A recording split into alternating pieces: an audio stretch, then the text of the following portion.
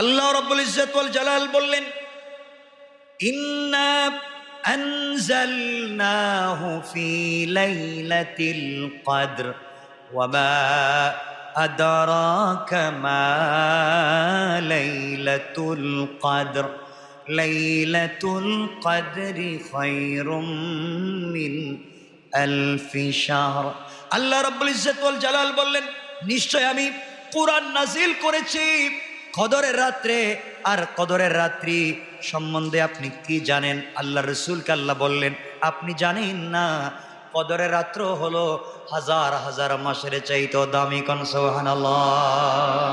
আল্লাহ রাব্বুল ইজ্জত ওয়াল জালাল বুঝাতে চান, গোলাম রে, হাজার হাজার রাত্র তাহাজ্জুদের সালাত পড়ে আর হাজার হাজার দিনে রোজা রেখে তুই যে কামিয়াবি হবে, যে রত্ন হবে, ওই রাত্রে যদি জানতে পারে ইবাদত করতে পারিস গোলাম, ওই এক রাত্রে আমি আল্লাহ তোকে রত্ন বানাইয়া দিতে পারি।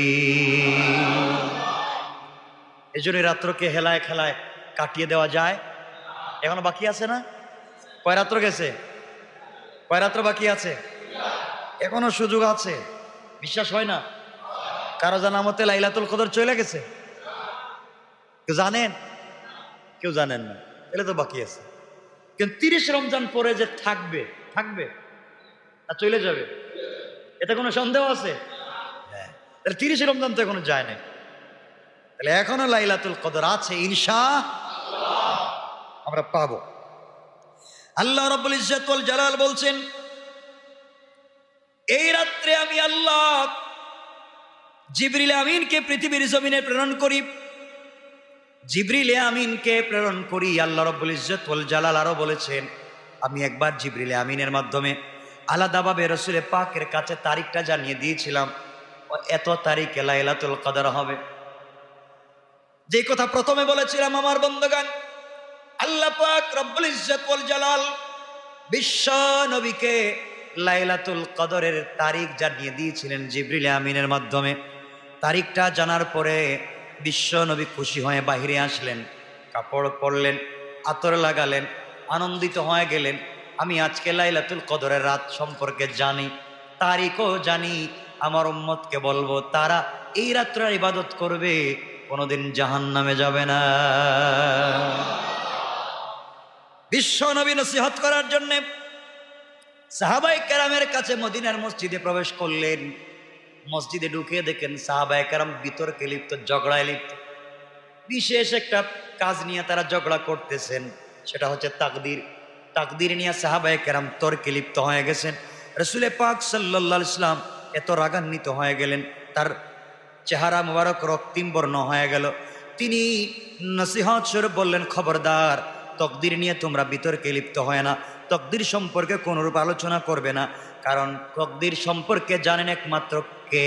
আল্লাহ। এই সম্পর্কে বিতর্ক করে আগেকার মানুষ জাহান্নামে গেছে, তোমরা আর কোনোদিনে গোলা নিয়ে বিতর্ক করবে না, সতর্ক করলেন। গরম হয়ে গেলেন বিশ্বনবী।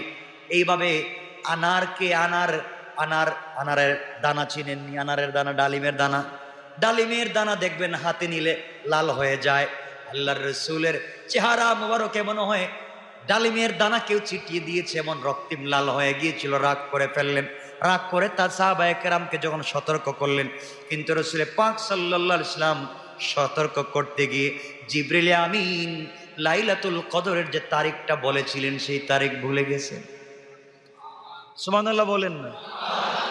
তারিখ ভুলে গেছেন, খারাপ হয় নাই, ভালো হয়েছে। তাহলে আপনারা সারা 11 মাস 29 দিন তাহলে কাটাকাটি, মারামারি, জমি দখল, শয়তানি, এগুলোতে লিপ্ত। আর চিন্তা করবেন একদিন লাইলাতুল কদর আসুক, একবার কোমরে গামছা বাইন্ধা মসজিদে বসে থাকো, এই রাত্রে আর মসজিদ থেকে বের হবো না, এই রাত্রে মাফ নেওয়াই লাগবে। কিন্তু আল্লাহ বলছেন, বলাইয়া দিছেন, এখন আর খুঁজে পাওয়া যায় না, এখন 10 দিন ইবাদত করো। সুবহানাল্লাহ বলেন না? এখন 10 দিন করো।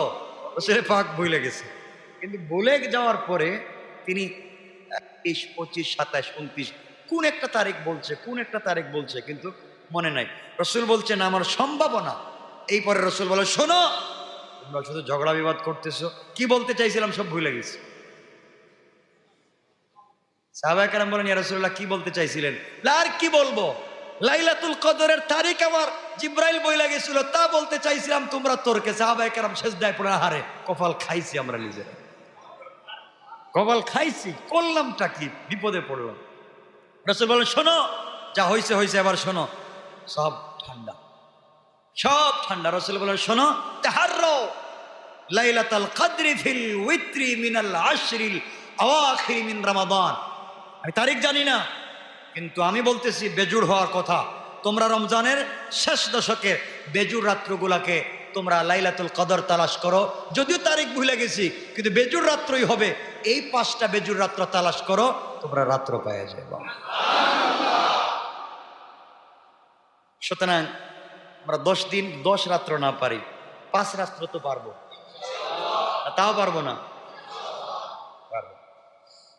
আমি বলতেছি না 27 তারিখ সম্ভাবনা বেশি, 29 তারিখ সম্ভাবনা বেশি, ওগুলা বলতেছি না আবার দিকে। কারণ আমি গত রমজানে তো আর তাফসির করতে পারিনি। এর আগের রমজানে আমি তাফসির করেছি। প্রত্যেকটা তাফসিরে কোন দিন কোন রাত্রে কোরআন নাজিল হয়েছে, যেই রাত্রে কোরআন নাজিল হয়েছিল তা সবে কদর ছিল, তবে 27 রমজান ছিল না। আমার এই তাফসির যদি কেউ শুনে থাকেন, কত তারিখ? 25। কত? যেই বছর আল্লাহ কোরআন নাজিল করেন এই বছর সবে কদর গিয়েছে কত রমজান? 25 রমজান। আজকে কত তারিখ? প্রথম কোরআন নাজিল হয়েছে যেই রাত্রে, যেই সবে কদর, আজকে তো সেই রাত্র। আল্লাহু আকবার বলেন না? এখনো সুযোগ আছে, কিসের এত চিন্তা? এখনো সুযোগ আছে। এই রাত্র আজকে 25 রাত, এজন্য 25-এও যেতে পারে। সহিহ বুখারীর হাদিস, তিরমিজির হাদিস, ইবনে মাজার হাদিস, হযরতে আবু হুরায়রা রাদিয়াল্লাহু তাআলা আনহু قال خرج علينا رسول الله صلى الله عليه وسلم ونحن نتنازع في القدر।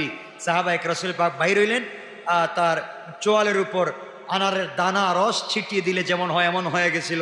তিনি এসে বলেন, এই তোমরা যা নিয়ে বিতর্কের মধ্যে লিপ্ত, তাকদীর নিয়ে, এই তাকদীর নিয়ে বিতর্ক করে আগের মানুষ জাহান্নামে গেছে, আর তোমরা এটা নিয়ে বিতর্ক করতেছো। কসম আল্লাহ পাকের জাতের, কসম আল্লাহ পাকের জাতের, তোমরা এই বিষয়গুলো নিয়ে বিতর্ক করো না, এগুলো তোমরা বাদ দাও, আর বেজুর রাত্রে লাইলাতুল কদর খুঁজো। তাহলে এই রাত্র আল্লাহ কেন বলাইয়া দিয়েছেন? কোন তারিখটা কেন বলাইয়া দিয়েছেন? আমরা এক রাত্রে ইবাদত করতাম, আর এখন কয় রাত্রে করব? ভালো হয়েছে না খারাপ হয়েছে? আল্লাহ কয় যা বলাইয়া দিছি ভালো হয়েছে। এখন এক রাত্রের ওসিলা তোমরা 10 রাত্র খুঁজবে। 10 রাত্র আর নাই হোক, 5 রাত্র তো হবে না? হবে না ইনশাল্লাহ? কয় রাত্র বাকি আছে? 3 রাত্র এখনো বাকি, আমরা এখনো পাওয়ার সম্ভাবনা আছে। এখন 5 রাত্রে যদি আমরা ইবাদত করি, তাইলে এক রাত্রে লাইলাতুল কদর পাইলাম, আর 4টি রাত্রের আরো ইবাদত বেশি পাইলাম। সুবহানাল্লাহ বলেন না? আমলের পাল্লা হালকা হবে না ভারী হবে? যাক, এই যে বুলাইয়া দেওয়া, এর মধ্যেও বান্দার প্রতি আল্লাহর দরদ আছে। বুলাইয়া দিছেন, দরদ আছে। তো গোলাম দেখি তো বুলাইয়া দেওয়ার কারণে এই রাত্র তালাশ করার জন্য আমার কাছে আসে কিনা। এই জন্য যারা ইতিকাফে বসছেন, এত ফাকাত ফাজা বহুত বড় কাজ করে ফেলছেন। আমরা যারা বসতে পারি নাই, আমরা চেষ্টা করবো 1-2 দিনের জন্য হলে বসার। পারবো না ইনশাল্লাহ? 3 দিনের জন্য হইলো বসার, ইনশাল্লাহ বলেন? আমরা বসবো আর লাইলাতুল কদর তালাশ করবো ইনশাআল্লাহ। আপনারা তো বলবেন, আরেকজনকে 500 টাকা দিয়ে বলবেন তুই বসে যা আমার বদলে। দেয়নি এমন বলবো, টাকা দিয়ে বসাইয়া দে। কি হয়েছে? কি হয়েছে? ও বেচারা টাকা নিয়ে ঘুমাইতেছে মসজিদ, তো দেন আরো টাকা বেশি দেন। ওদিন শান্তিতে ছিলাম না, এখন শান্তিতে একটু ঘুমাইতে পারলাম, ঘুমাইলাম আর টাকাও পাইলাম। তো আপনার কি লাভ হয়েছে? এটা না, এগুলা করবা না। আল্লাহ রাব্বুল ইজ্জত ওয়াল জালাল শবে কদরের বরকত সম্পর্কে, লাইলাতুল কদরের বরকত সম্পর্কে বলেন, কেউ যদি এই রাত্রে ঘুমিয়েও যায়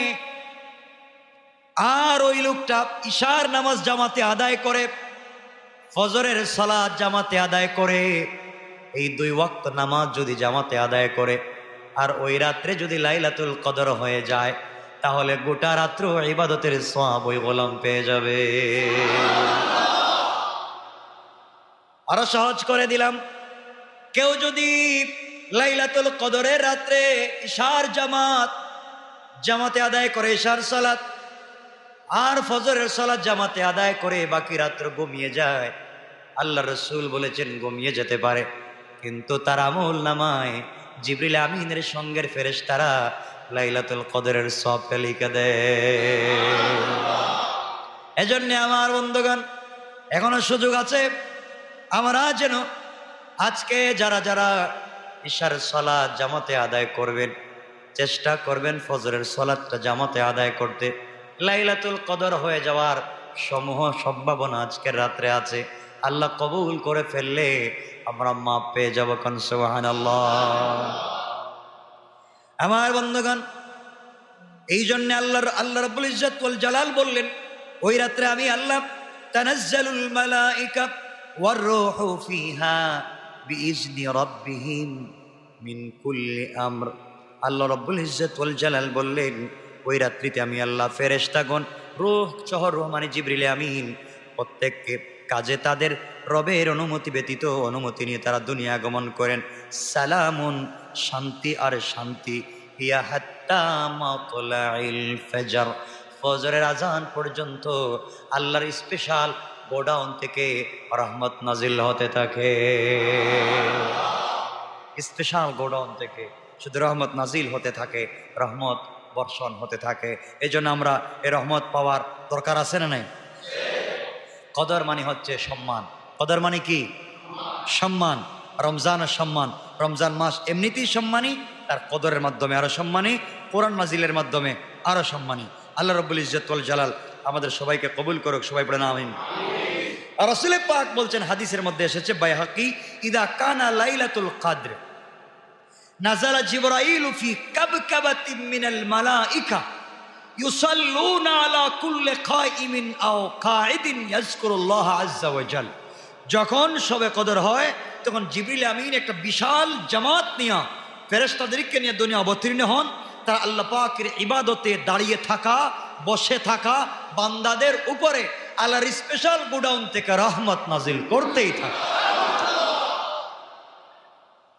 যারা দাঁড়িয়ে আছে, যারা বসে আছে, শোয়ার কথা কিন্তু বলেননি, শোয়ার কথা বলেন নাই। বলছেন কাইমিন আও কাঈদিন, যারা দাঁড়িয়ে থাকে, যারা দাঁড়িয়ে কি করবেন? নামাজ।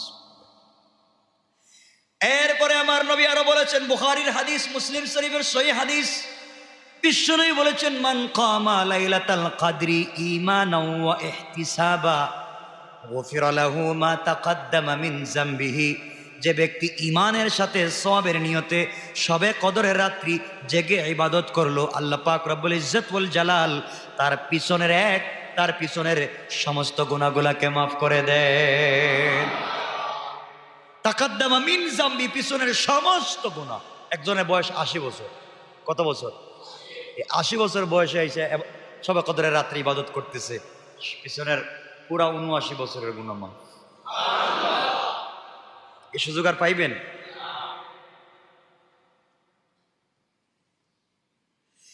এরপরে ইবনে মাজার হাদিস, মা আয়েশা সিদ্দিকা রাদিয়াল্লাহু তাআলা আনহা বিশ্বনবীকে বলছেন, ইয়া রাসূলুল্লাহ, আমার প্রিয়তম স্বামী, আমি যদি জানতে পারি আজকে রাত্র লাইলাতুল কদর, আমি যদি জানতে পারি আজকে শবে কদরের রাত্র, আমি কি আমল করব? আরাইতা ইন আলিমতু আইয়া লাইলাতুল কদরি মাদা আকুলু ফিহা। মা আয়েশা বললেন, ওগো নবীজি, আপনি বলেন, আমি যদি জানতে পারি আজকের রাত্র লাইলাতুল কদর, কি আমল করব, কি কথা আল্লাহর সঙ্গে বলবো? বিশ্ব নবী বললেন, তুমি বলো, আল্লাহুম্মা ইন্নাকা আফুউন কারীম তুহিব্বুল আফওয়া ফাফু আন্নি। এই দোয়া যদি তুমি করতে পারো, আল্লাহ তোমার গোটা জিন্দেগির গুনাহগুলোকে মাফ করে দিবে।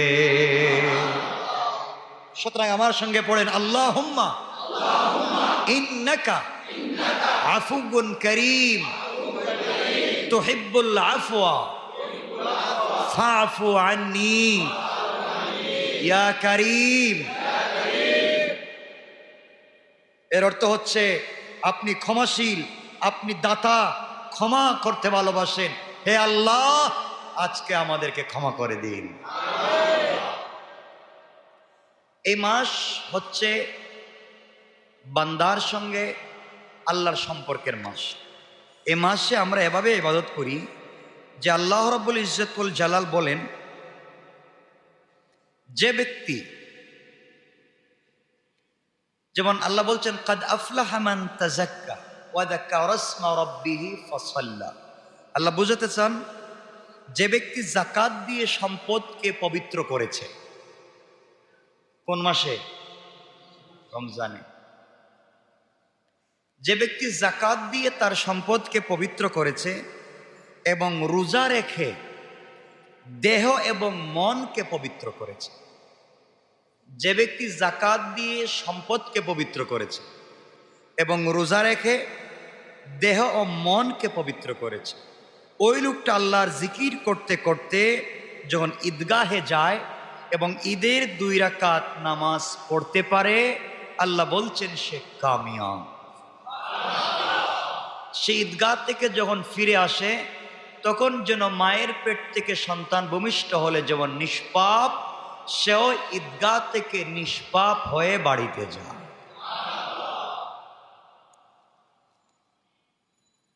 এখন এই মাস হচ্ছে মাফির মাস, গুনাহ মাফ করানোর মাস। আর গুনাহ মাফের একটা বড় ব্যবস্থা হচ্ছে এতেকাফ। কি? এতেকাফ। এর মাধ্যমে নিজেকে মসজিদে আবদ্ধ করে রাখা হয়, গুনাহ থেকে নিজেকে বাঁচিয়ে রাখা হয়। আর এতেকাফ যেহেতু শেষ দশকে হয়ে থাকে, শেষ দশকেই যেহেতু কদর হয়, মসজিদে থাকলে, ঘুমিয়ে থাকলেও তো মসজিদে, হ্যাঁ। আর এতেকাফে এসে কি মানুষ শুধু ঘুমায়?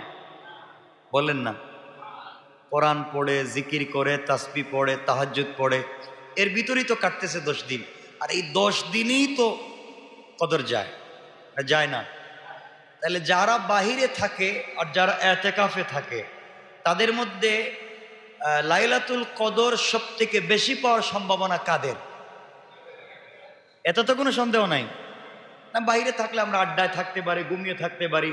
মসজিদে থাকলে তো আমি ঘুমিয়ে থাকলে আরেকজন ইবাদত করতেছে, আরেকজন কোরআন পড়তেছে, আরেকজন জিকির করতেছে, তার দেখা দেখি আমিও তো করতে পারি।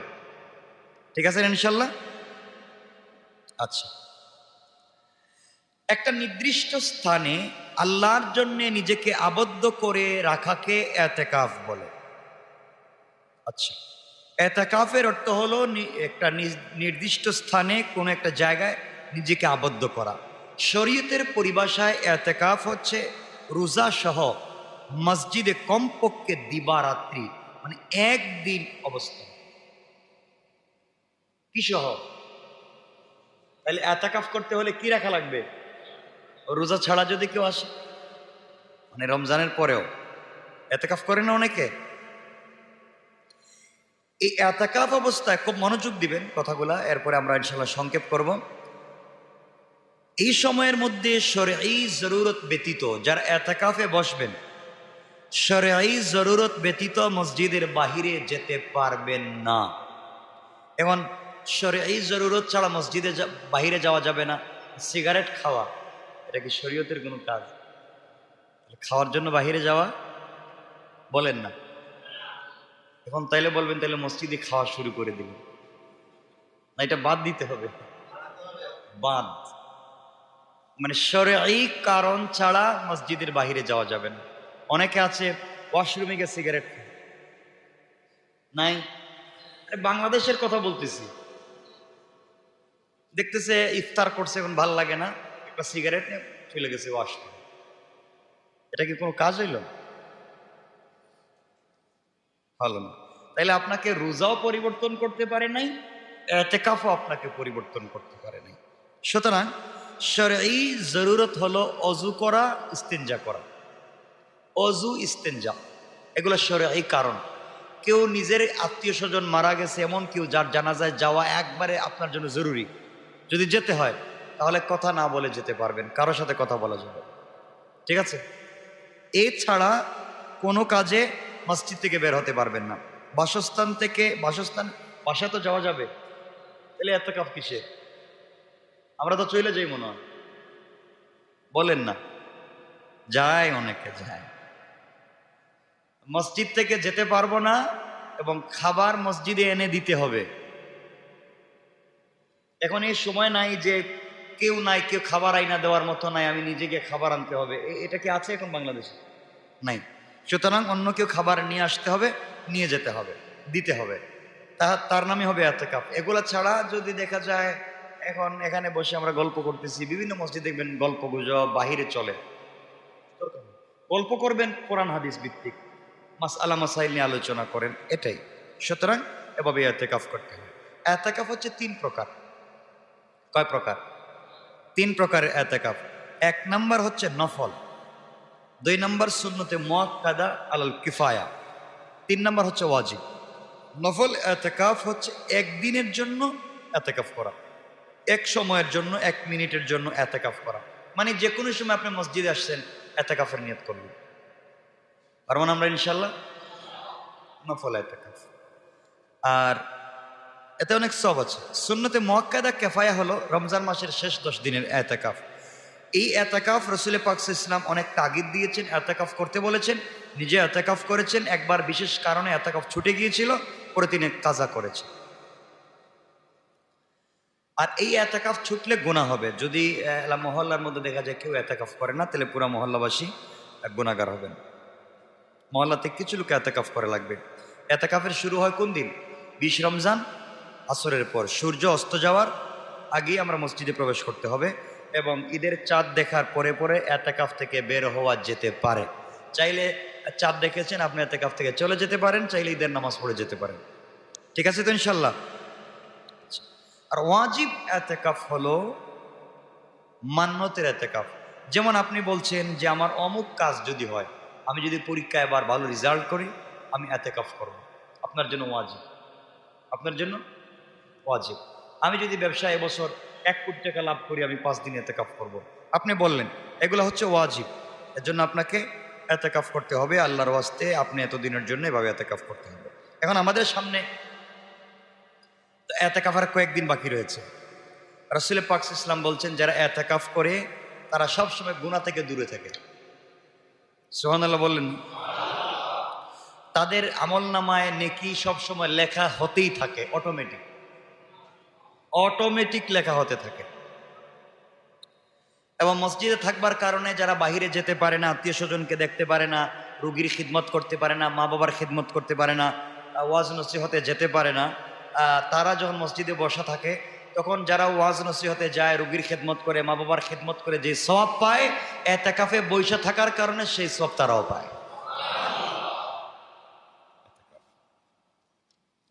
রাসূল পাক সাল্লাল্লাহু আলাইহি ওয়াসাল্লাম আরো ইরশাদ করেছেন, মান ইতাকাফা ইয়াওমান ইবতিগাআ ওয়াজহিল্লাহি জাআলাল্লাহু বাইনাহু ওয়া বাইনান নারি সালাসা খানাদিকা আবআদা মিম্মা বাইনাল খাফিকাইন।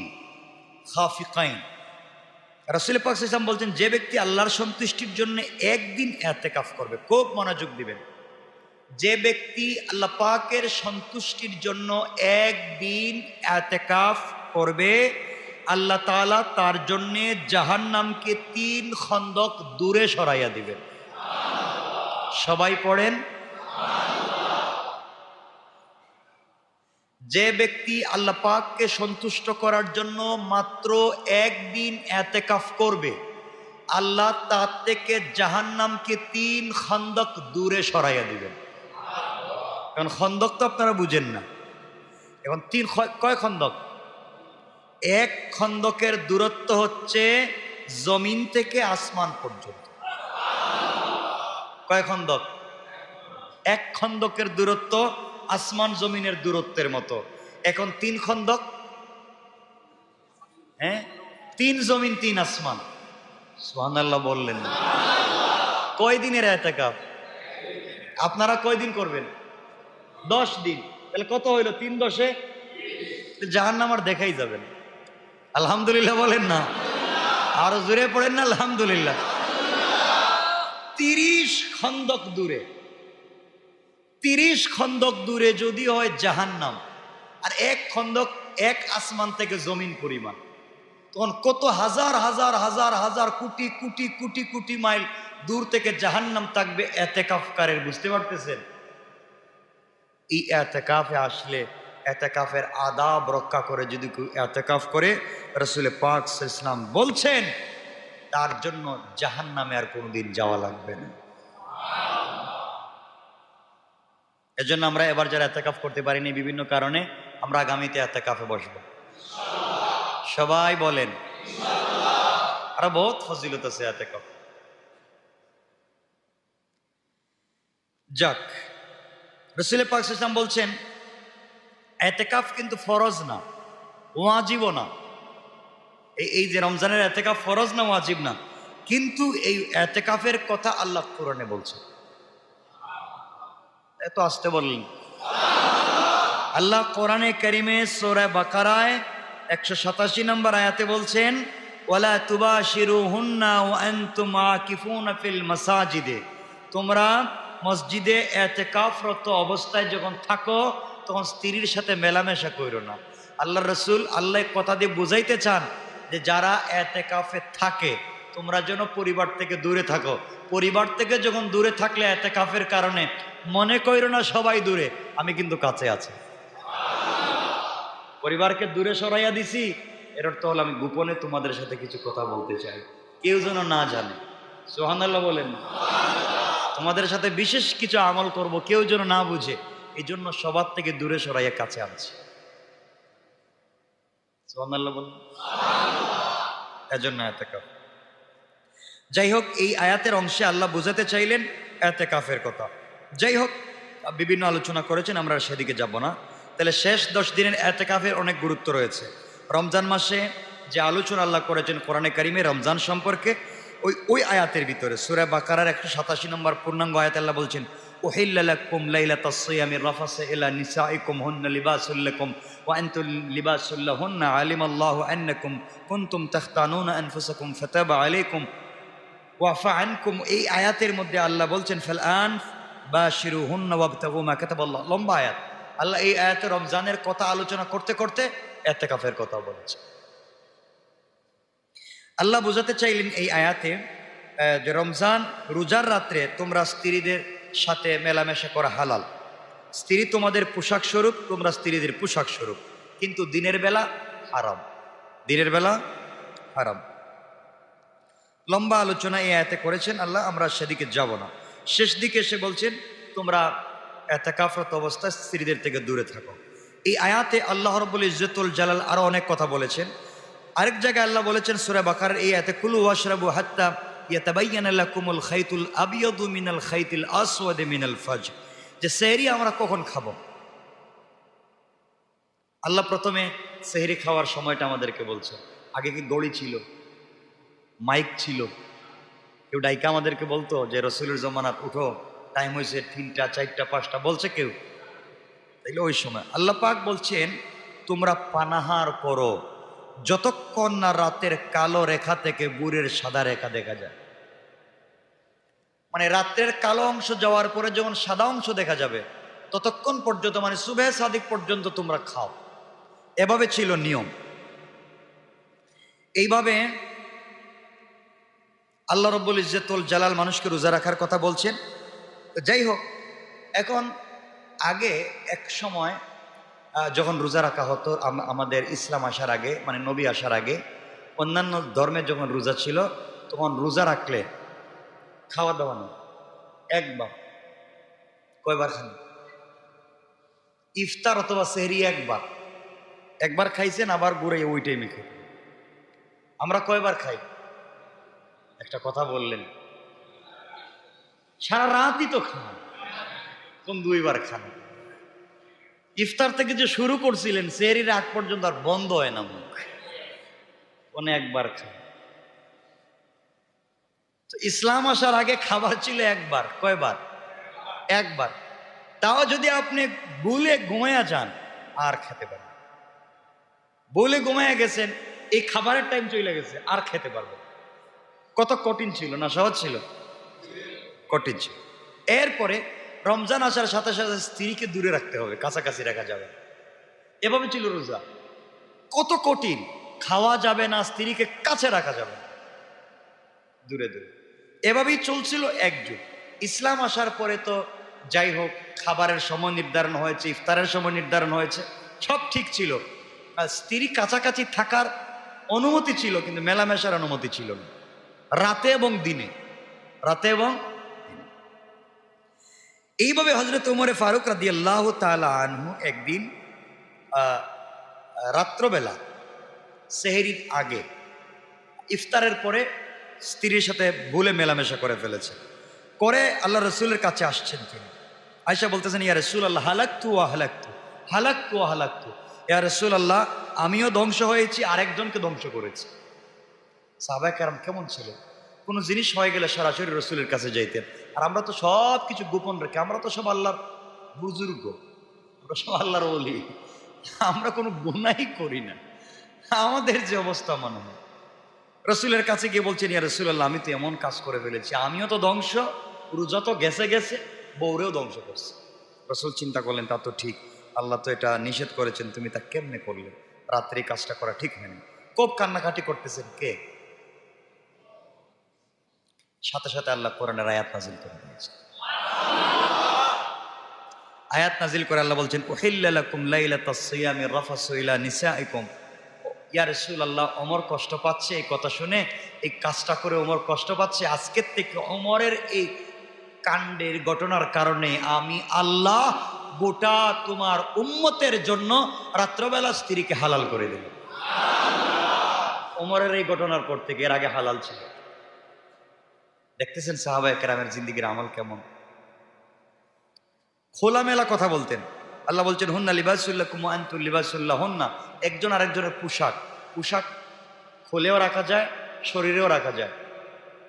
বলেন না, পোশাক কি খুলে রাখা যায় না, শরীরেও রাখা যায় না? স্ত্রী এভাবে, রাসূল পাক আল্লাহ এভাবেই বুঝিয়ে দিয়েছে।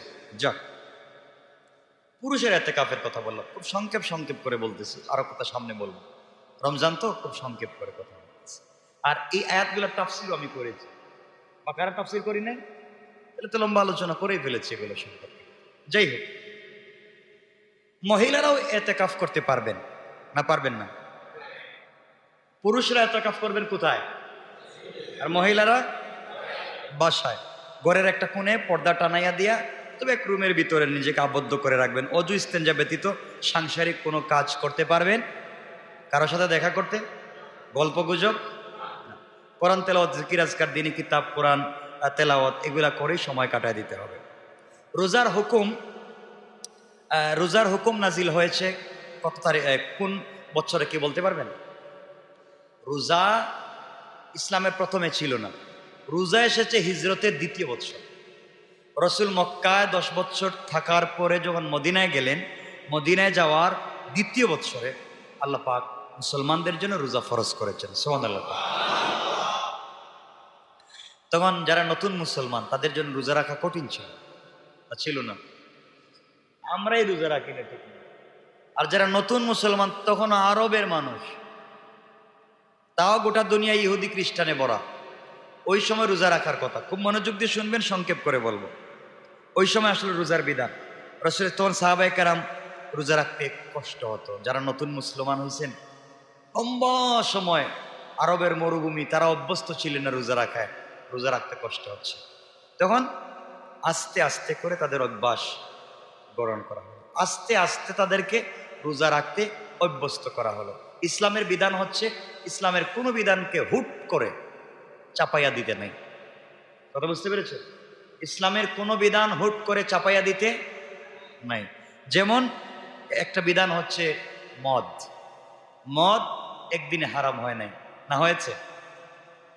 মদ একদিনে হারাম হয় নাই।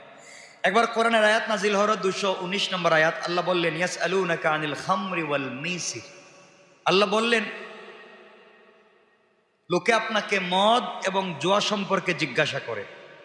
কে বলছেন? কাকে বলছেন? বিশ্বনবী কে, রাসূলুল্লাহ।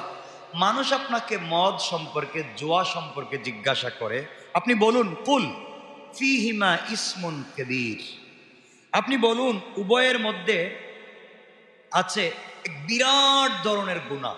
ইসমুন কাবীর, মদের মধ্যে বড় গুনাহ, জোয়ার মধ্যে বড় গুনাহ। কে বলতেছেন? ভাব দেখবেন, ব্যাখ্যাটা বুঝবেন। ওয়ান মানাফিউ লিন-নাস, এবং মানুষের জন্য কিছু উপকারও আছে। তাহলে ডাইরেক্ট নিষেধ করেছে, মদ অনেক বড় গুনার কাজ, উপকারও, তাইলে গুনার চাইতে উপকার কম, কম, গুনার চাইতে উপকার কম। যেমন মদ খাইলে মোটামুটি কি হয়, হ্যাঁ, কোনো কাজ করতে শক্তি পায় নাকি? তাইলে মাতাল মানে সব কিছুর মালিক দাবি করে, দেখবে খাইয়াই করবো এই দেশ আমার, খাড়াইয়া রাস্তায় সব আমার। যারা জোয়া খেলে সাময়িক তার একটু উপকার হয়, লাভ হয়, দেখা যায়। আল্লাহ বলছেন ফিহিমা ইসমুন কাবীর, বড় ধরনের গুনাহ আছে, মানাফিউ লিন-নাস, এবং উপকারও আছে, তো কম। ওয়া ইসমুহুমা আকবারু মিন নাফইহিমা, উভয়ের আল্লাহ বলছেন কিন্তু উপকারের অপেক্ষা গুনাহ বড়। কে বলছেন? আল্লাহ বুঝে। এই আয়াত মদদুয়া সম্পর্কে আয়াত যখন নাজিল হলো, এই কথা যখন নাজিল হলো, তখন সাহাবায়ে কেরামের মধ্যে যারা বড় ধরনের ধার্মিক সাহাবী ছিলেন, তারা চিন্তা করলেন গুনাহও আছে আবার উপকারও আছে, উপকারের চাইতে গুনাহ বেশি, বলে বাদ। সুবহানাল্লাহ বলেন। আর আমরা হইলো হুজুরের কাছে ফতোয়া করতাম যে হুজুর মোটামুটি একটু হালাল আছেন, একটু লাইনটা বাইর করে দেন, কোন লাইন এটার জায়েজ করা যায় কিনা, বলেন না। গুড়াইয়া হইলো এটা জায়েজ বানাতাম। তো সাহাবায়ে কেরাম যারা বড় বড়, তারা বললেন না, আয়াত যেহেতু আল্লাহ নাজিল করেছেন, আর আল্লাহ বলছেন গুনাহ বড় উপকার ছোট, আল্লাহ বলেছেন, তাহলে এটার মধ্যে আমি এই তুচ্ছ উপকারের দরকার নাই, বড় গুনার দিক থেকে মনে করে অনেক সাহাবায়ে কেরাম এটা বাদ দিয়ে দিলেন। আবু বকর, ওমর, উসমান, আলীর মতো যারা, আলীর মতো যারা বড় বড় সাহাবী, এই আয়াত নাজিল হয়ে যাওয়ার পরে কি করে দিলেন? মদ ছেড়ে দিলেন। আচ্ছা বলেন তো, আয়াতে কি মদ হারাম বলেছেন? না খাইতে বলেছেন? ফালাইয়া দিতে বলছেন? কিছু কইছেন আল্লাহ? কিছু বলেননি।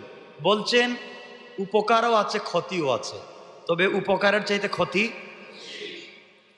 আমার মুসলমান বন্ধুগণ, এই আয়াত নাজিল হয়ে গেল। এই আয়াত নাজিল হয়ে যাওয়ার পরে বড় বড় সাহাবী যারা ছিলেন, পরহেজগার যারা ছিলেন, বড় বুজুর্গ যারা ছিলেন, জ্ঞানী যারা ছিলেন, আয়াত নাজিল হয়ে যাওয়ার পরে বুঝতে পেরেছেন আল্লাহ বুঝাতে চান কেউ আছে। আল্লাহ বুঝাইয়া দিয়েছেন উপকারের চাইতে ক্ষতিটা অনেক বড়। সুতরাং বড় বড় সাহাবী যারা ছিলেন, আল্লাহর এই আয়াত নাজিল হয়ে যাওয়ার পরে স্বেচ্ছায় মদকে ছেড়ে দিলেন। কোন সুবহানাল্লাহ। এরপরও কিছু সাহাবী ছিলেন যারা মদের প্রতি টান ছিল, ভালোবাসা ছিল, না খাইলে ভাল লাগতো না, তারা তো মদ পান করেন। কিছু সাহাবী ছিলেন তখনও মদ পান করতেন। আল্লাহ রাব্বুল ইজ্জত ওয়াল জালালের পরে আয়াত নাজিল করে বললেন, ইয়া আইয়ুহাল্লাযীনা আমানু লা তাকরাবুস সালাহ ওয়া আনতুম সুকারা হাত্তা তা'লামু মা তাকুলুন। আল্লাহ রাব্বুল ইজ্জত ওয়াল জালাল জানায় দিলেন, হে মুমিনগণ, তোমরা যারা নামাজ পড়ো, তোমরা যারা নামাজি দিনদার, তোমরা মনে রাখো নিশাগ্রস্ত অবস্থায়, মদপানরত অবস্থায় মদ পান করে তোমরা নামাজের নিকটবর্তী হইও না, যতক্ষণ না তোমরা যা বলো তা বুঝতে পারো। আল্লাহ বুঝাতে চান তোমরা মদ পান করার পরে তোমাদের মাইন্ড ঠিক থাকে না, তোমরা হয়তো তোমাদের বউকে আম্মা ডাকতে পারো। এটা বলছি, বউকে মা ডাকে না অনেকে? মদ খায় মা ডাকে বউরে। নাউজুবিল্লাহ বলবেন না? ডাকে তো। আল্লাহ বলতে খালাম্মা আপনি কেমন আছেন, তাও তো বলতে হবে। আল্লাহ বলছেন তোমরা যারা মদ পান করো, মদ পান করো, খবরদার। আল্লাহ বলতেছেন না মদ খাইও না, বলছেন আল্লাহ 2 নম্বরে বলছেন তোমরা যারা মদ পান করো, মদ পান করে আমার নামাজে এসো না, যতক্ষণ পর্যন্ত তোমাদের মদের প্রভাব না যায়। এই আয়াত কেন নাজিল হলো? সাহাবায়ে কেরামের নাম বলবো না, একবার তারা গেলেন একটা অনুষ্ঠানে, তো অনুষ্ঠানের পরে খাওয়া দাওয়ার পরে সবার সামনে এক এক বোতল মদ দেওয়া হয়েছে। সবাই ইচ্ছা মতো মদ পান করছেন, করে আসছেন মাগরিবের নামাজ বা যে কোনো নামাজ পড়তেছেন। কুলিয়া আইয়ুহাল কাফিরুন শুরু করছেন, লা আবুদু মা তা'বুদুন লা তা'বুদু মা আবুদু, উল্টাপাল্টা পড়া শুরু করছে। মানে কথা ছিল আমরা যার লা আবুদু মা তা'বুদুন, তোমরা আল্লাহ কুলিয়া আইয়ুহাল কাফিরুন লা লা আবুদু মা তা'বুদুন, আমরা যার ইবাদত করি তোমরা তার ইবাদত করো না, তোমরা যার ইবাদত করো আমরা তার ইবাদত করি না। এটা ছিল অর্থ। পড়া শুরু করছেন লা তা'বুদু মা আবুদু, উল্টাপাল্টা হয়ে গেছে। মানে তোমরা যার ইবাদত করো আমরা তার ইবাদত করি, উল্টা হয়ে যাচ্ছে। মানে মাথা কাজ করে, কথা বলেন না, কাজ করে না মাথায়। তো আল্লাহ বলছেন তোমরা মদ পান করে নামাজের ধারে কাছে এসো না যতক্ষণ পর্যন্ত নেশা না কাটে, ঘোর না কাটে। এই আয়াত নাজিল হয়ে যাওয়ার পরে কিছু সাহাবী চিন্তা করলেন নামাজ আমাদের কাছে খুব প্রিয় জিনিস। দেখেন তারা মদ পান করছেন কিন্তু নামাজে আসছে। চিন্তা করতেছেন তারা যে অবস্থায় থাকেন নামাজ ছাড়তে চাইছেন না। এখন চিন্তা করলেন মদ পান করলাম, আল্লাহ বলছেন মদ পান করলে নামাজে যাওয়া যাবে না, তাহলে মদ তো এত গুরুত্বপূর্ণ না, নামাজ তো অনেক বড় গুরুত্বপূর্ণ, নামাজে না গেলে তো ভাল লাগে না। কিছু সাহাবায়ে কেরাম বললেন না তাইলে মদ বাদ। প্রথম আয়াত নাজিল হওয়ার পরে বড় বড় সাহাবী যারা তারা বাদ দিয়ে ফেলেছে। দ্বিতীয় আয়াত নাজিল হয়ে যাওয়ার পরে যারা নামাজি সাহাবী ছিলেন, নামাজে যাইতেন মদ পান করতেন, তারাও মদ দুইবারে মোটামুটি এক পর্যায়ে 100-এর মধ্যে 90% সাহাবায়ে কেরাম কি করলেন? মদ পান। এখন কতজন বাকি আছেন? 10%। আস্তে আস্তে আল্লাহ ওই জায়গায় এখন গিয়ে আয়াত নাজিল করলেন সূরাল মাইদা। আল্লাহ রাব্বুল ইজ্জত ওয়াল জালাল এবার বললেন ইয়া আইয়ুহাল্লাযীনা আমানু ইন্নামাল খামরু ওয়াল মাইসিরু ওয়াল আনসাবু ওয়াল আজলামু রিজসুম মিন আমালিশ শাইতান ফাজতানিবুহু লাআল্লাকুম তুফলিহুন। আল্লাহ রাব্বুল ইজ্জত ওয়াল জালাল বললেন হে মুমিনগণ, যারা ঈমান এনেছো তোমাদের জন্য আমি আল্লাহ মদ, জুয়া, মূর্তি পূজা, বেদি, লটারি সব কিছুকে আমি আল্লাহ এই মুহূর্তে তোমাদেরকে বলতেছি এগুলা শয়তানের কাজ। রিজসুম মিন আমালিশ শাইতান, এগুলা শয়তানের কাজ, তোমরা এগুলাকে পরিত্যাগ করো যাতে তোমরা সফল কাম হতে পারো। শয়তান তো মদ জুয়া দ্বারা মানুষের মধ্যে শত্রুতা বিদ্বেষ ঘটায়া দেয়। জুয়া খেলার মাধ্যমে মানুষের মধ্যে বিদ্বেষ তৈরি হয়, মদ পান করে কাটাকাটি মারামারি তৈরি হয়। এগুলা শয়তানের কাজ হয়েছে, তোমরা এগুলাকে বাদ দিয়ে দাও। তোমাদেরকে আল্লাহর জিকির এবং নামাজ থেকে বিরত রাখে। তোমাদেরকে আল্লাহ রাব্বুল ইজ্জত ওয়াল জালাল বললেন ইন্নামা ইউরিদু শাইতানু আন ইউকিআ বাইনাকুমুল আদাওয়াতা ওয়াল বাগদাআ ফিল খামরি ওয়াল মাইসিরি ওয়া ইয়াসুদ্দাকুম আন যিকরিল্লাহি ওয়া আনিস সালাত ফাহাল আনতুম মুনতাহুন। আল্লাহ রাব্বুল ইজ্জত ওয়াল জালাল বললেন মদ, জুয়া, মূর্তি পূজা, লটারি এগুলা শয়তানের কাজ। শয়তান ওই কাজের মাধ্যমে তোমাদেরকে দিন থেকে সরিয়ে রাখে, নামাজ থেকে সরিয়ে রাখে, আমি আল্লাহর জিকির থেকে সরিয়ে রাখে। সুতরাং এগুলা চিরতরে হারাম করে দিয়েছি, তোমরা এগুলো আজকের থেকে পরিত্যাগ করে দাও। একবারে না তিনবারে? তিনবারে আল্লাহ কোরআনের আয়াত নাজিল করে হারাম করলেন। এই আয়াত যখন নাজিল হলো, দেখো আল্লাহ বান্দার প্রতি কেমন মহব্বত আর ভালোবাসা, কেমন ভালোবাসা ফুটে উঠেছে। বান্দা সহ্য সীমার বাইরে কিছু করেন নাই। জানেন প্রথমেই যদি বলেন মদ হারাম, কিছু লোক বলবে জান মদ হারাম না, ইসলামে কবুল করব না, মদ খাওয়াই লাগবে, ঠিক না? আল্লাহ বলেননি। আল্লাহ বলছেন এটা বাদ জিনিস, ভালো থেকে খারাপ বেশি। এরপরে বলছেন নামাজে আসলে মদ খায় আইসো না। যখন সাহাবায়ে কেরাম মোটামুটি বাদ দিয়ে ফেলেছেন, এরপরে বলছেন এটা হারাম। এই আয়াত যখন নাজিল হলো, অনেক সাহাবায়ে কেরাম কোটি কোটি টাকার মদ বাজারে বিক্রি করার জন্য নিয়ে গেছেন। একজন ইয়েমেন থেকে, সিরিয়া থেকে কয়েক হাজার কোটি টাকার মদ নিয়ে মদিনায় যাচ্ছেন। একজন ঘোষক পাহাড়ের উপরে উঠে ঘোষণা করতেছে, কে আছো মুসলমান, আজকের থেকে মদ চিরতরে হারাম। রসুল পাককে জানিয়ে দিয়েছেন আল্লাহ, আয়াত নাজিল হয়েছে। এই সময় সাহাবায়ে কেরাম আর কোনো কথা শুনতে চান নাই, সমস্ত মদের মটকা রাস্তায় ফেলে দিয়েছে। হাদিসের ইবারত হচ্ছে, মদিনার রাস্তায় তখন হাঁটু পানি হয়েছিল, হাঁটু পানি। পানি না মদ, মদ আর মদ, মদ আর মদ, যার কাছে যা আছে ফালাইয়া দিয়েছেন। একজন সাহাবী কয়েক হাজার কোটি টাকার মদ নিয়ে আর মদিনা ডুবতে যাবেন, শুনলেন ঘোষক ঘোষণা করতেছে মদ হারাম, লাভে আসলে পুঁজি সহ সব টাকা দিয়ে মদ কিনছেন, কয়েক কোটি টাকা লাভ করবেন, ঘোষণা শোনার পরে সব ফালা গেছে। আমরা হইলে তো বলতাম, যা এবার হয়েছে প্রথম এই সালান শেষ করে আর করবো না, এই সালানটা কমপক্ষে উঠে আনে।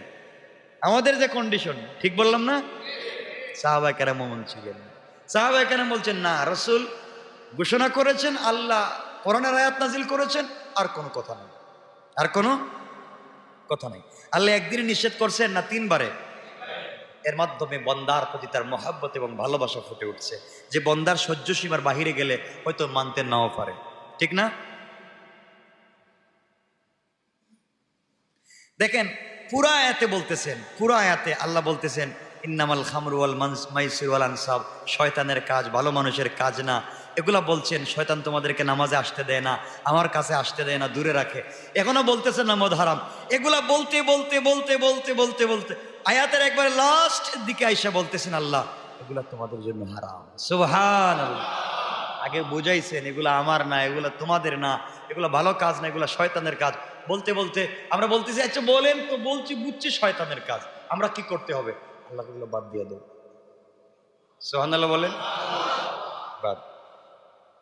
এইভাবে আমি যে বোঝাতে চাইলাম, এই রমজানের রোজাটাও যে আল্লাহ একবারে দিয়েছেন তা না, কেমনে আসছে বান্দার প্রতি আল্লাহর মহব্বতটা ফুটে উঠেছে এই রমজানে। দেখেন আপনাদেরকে আমি বুঝাই। রমজানের হুকুম যখন নাজিল হয়, তখন নতুন মুসলমানদের পরিবারের রোজার প্রচলন ছিল না, তাই তাদের কষ্ট দূর করার জন্য এখন যদি বলেন রোজা রাখতেই হবে, ছাড়া যাবে না, তাহলে দেখবো হয়তো রোজা রাখার বয়ের ইসলামই ছেড়ে দিছে, হতে পারে না? আমরা বাচ্চাদেরকে বললাম, বাবা 8 বছর বয়সে নামাজ পড়বা না, একবারে তালা দিয়ে লাগাই রাখছে, নামাজ পড়া লাগবে, মসজিদে যাওয়া লাগবে, ফজরের টাইমে উঠা লাগবে, তাহাজ্জুদে উঠা লাগবে। ছেলে কয়, দাঁড়াও আমি বড় হই, অ্যাডাল্ট হয়ে যায়, তোমার আমি সাইজ করবো, তোমার খবরে গান বাজাইব। এভাবে না, আস্তে আস্তে করে তাকে অভ্যস্ত করতে হবে। ইসলাম এটাকেই বলছে, একদিনে পিটাইয়া না, মাইরা না, আস্তে আস্তে। দেখেন আল্লাহ দূর করার জন্য আল্লাহ কোরআনের আয়াত নাজিল করলেন ভালো করে, যে আল্লাহ বলছেন, ওয়ালাল্লাযীনা ইউতীকুনাহু ফিদিয়াতুন তুআমু মিসকিন। ইসলামের প্রথম যুগের কথা বলছি, এখনকার না। বলছেন, বাবা গোলাম তোমরা রোজা রাখো, অনেক সওয়াব, অনেক উপকার, রোজা রাখলে জাহান্নাম দূরে যায়, জান্নাত কাছে আসে। এগুলা বলতেছেন কে? কিন্তু এরপরও জানেন কিছু লোক বলবে এত কষ্ট না খেয়ে থাকা সম্ভব না, আছে না? আল্লাহ বলছেন, তাইলে শুনো, যারা তোমরা রোজা রাখতে সক্ষম, রোজা রাখতে শক্তি আছে, এরপরেও রোজা রাখতে মন চায় না, তোমরা রোজা রাখো না। সুবহানাল্লাহ বললেন। কে বলতেছেন? তোমরা যারা রোজা রাখতে সক্ষম, শক্তি আছে, বডিতে সব ঠিক আছে, এরপরেও মন চাইছে আমি রোজা রাখবো না, আল্লাহ বলতে রাখিস না। কি করবো তাইলে? রোজা বাদ দে, নারাইকা রোজার বদলা দিয়ে দে, ফিদিয়া। সুবহানাল্লাহ বলেন। ওয়ালাল্লাযীনা ইউতীকুনাহু ফিদিয়াতুন তুআমু মিসকিন, মিসকিন রোজার বদলা দিয়ে দে, এরপরেও রোজা রাখিস না। বাবা ইসলামটা ছাড়িস না, নামাজটা পড়, কালিমাটা রাখ, রোজা রাখিস না, বদলা দিয়ে দে। সুবহানাল্লাহ বললেন না? না আল্লাহ বলছেন রোজা রাখা লাগবে, না রাখলে খবর আছে বলছেন? বলছেন টাকা আছে, পয়সা আছে, শক্তি আছে, এরপরে রোজা রাখতে মন চায় না। ইসলামের প্রথম যুগ, রোজা রাইকো না, কি দেও? রোজার বদলা দিয়ে দাও। একটা রোজার বদলা 6 টাকা হয়, এখন কয় টাকা? 300-350 টাকা, 500 টাকা একটা রোজার বদলা, এতে বেশি না। মনে মনে চিন্তা করছেন, তাইলে আপনারাও কি বাদ দিয়ে দিবেন আজকে থেকে? আপনাদের ওয়াজ করতেছি না, এখন 1450 বছর পরের ওয়াজ, 1450 বছর আগের কথা বলতেছি। 1450 বছর আগের ওয়াজ করতেছি, যখন প্রথমে নাজিল হয়। আচ্ছা, এভাবে চলতে লাগলো। তোমরা একজন অভাবগ্রস্ত গরিবকে দান করো, খায়রাত করো, রোজা রাখার দরকার নেই।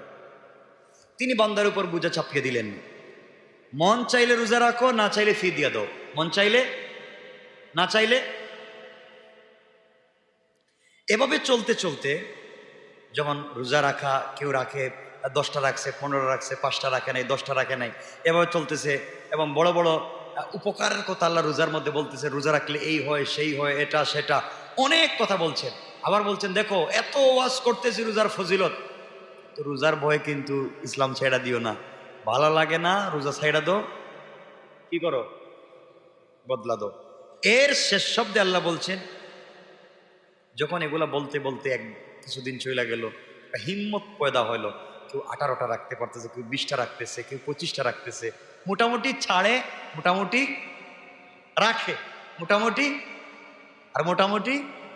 আল্লাহ বলেন ওয়া আনতাসুমু খায়রুল লাকুম ইন কুনতুম তা'লামুন, রোজা ছাড়ার চাইতে রোজা রাখা অনেক ভালো কাজ, তোমরা এটা বুঝতেছ না। সুবহানাল্লাহ বলেন না। আল্লাহর ভাগ বন্ডির বুঝেন, কোরআনটা পড়েন, থিসিস করেন, গবেষণা করেন, কি সুন্দর করে আল্লাহ বলছেন আনতাসুমু খায়রুল লাকুম, রোজা অনেক ভালো, অনেক উপকার, ইন কুনতুম তা'লামুন, তোমরা বুঝতেছো না, এজন্যই তো ফিদিয়া দেও, রোজা রাখো না। এই আয়াত নাজিল, এই আয়াত নাজিল হলো। এর আগে আল্লাহ বলতেছেন, আরেক জায়গায় বলতেছেন কি, লা ইউকাল্লিফুল্লাহু নাফসান ইল্লা উসআহা, আল্লাহ কারো উপর তার সাধ্যের চাইতে কষ্টদায়ক কোনো জিনিস